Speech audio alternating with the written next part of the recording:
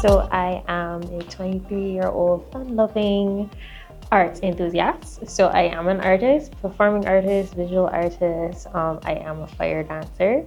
Outside of, I would say, my hobbies, I am a teacher, an assistant art teacher for special needs children at the Derek Smith Secondary Vocational School in Barbados. So I teach special needs children. A lot of people think that pageantry is just parading on stage, just looking pretty, but it is a lot more than putting on makeup, putting on good looking clothes.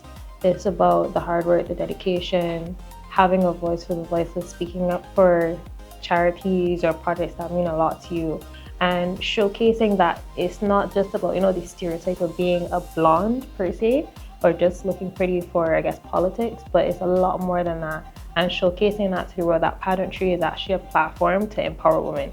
So that's what it means to me. It means empowerment. So I actually would have fell into teaching a few years ago. My best friend, he would have recommended me for an opening position. I went and I actually loved it. I didn't know that I have that deep of a love for children. I do know that I love teaching, I love interacting, but I didn't know exactly where it would have stemmed from. And I guess in continuing, it would have awakened an unknown passion, I would say. So I actually came out to Guyana to launch an initiative that's very close to my heart. It's called the Special Spark Movement, which is a charitable initiative that empowers special needs children through education, sports, and the arts. Yes, so I am hoping that with the help of Guyana or the support of Guyana, that I can spread this initiative not only in Barbados but throughout the Caribbean using the platform of Miss Caribbean Beauty and Intelligence. Why Guyana to launch this special project? Well, two reasons.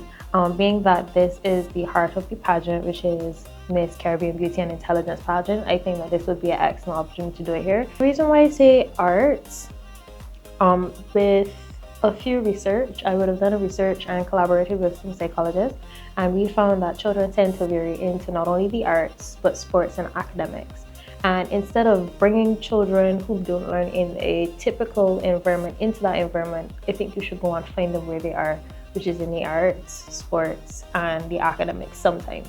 So basically playing on their strengths to then bring out the best in them. So we have a team, because obviously these situations these projects, you can't do it by yourself.